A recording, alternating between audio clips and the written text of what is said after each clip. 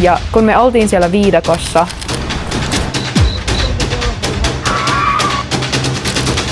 minä olen Heini ja minä olin tänä kesänä Ecuadorissa.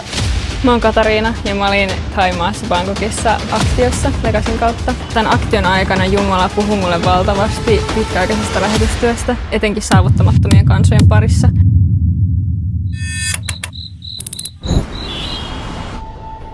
Osana aktioa me mentiin syvälle viidakkoon tiimin kanssa vetämään nuorten leiriä ensimmäisen sukupolven kristityille nuorille.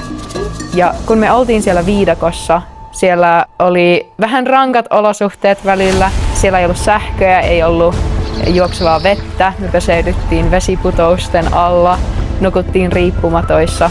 Me saatiin tällä leirillä olla opettamassa näille tuoreille kristityille nuorille, kuinka elää Kristuksen kanssa. Mä oon Henkka.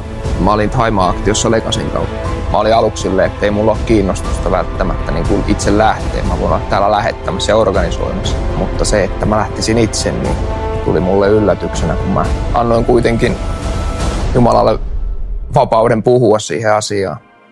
Kaikki se, mitä koettiin, paljon erilaisia asioita, oltiin eri työmuodoissa ja nähtiin paljon erilaisia ihmisiä, hyviä keskusteluita, niin se muutti mun sydäntä siinä, että mä ymmärsin, mikä rooli meillä on lähettäjinä, miten me tuetaan sitä, että lähetystyö menee eteenpäin.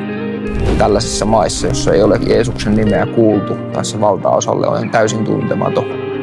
Ja tämä oli semmoinen asia, minkä vuoksi me perustettiin vaimon kanssa heti ton aktion jälkeen meidän seurakuntaan lähetystiimi, jotta lähetystyö voisi avartua ja laajentua kaikkien seurakuntalaisten ymmärryksessä ja me ymmärrettäisiin koko seurakuntana, mikä pointti on lähetystyössä.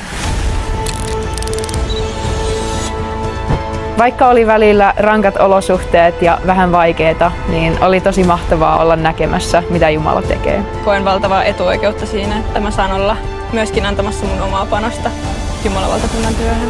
Mun mielestä aktio kuuluisi lähteä joka ikisen meistä, jotta Jeesuksen nimi tulee kaikille kuuluksi.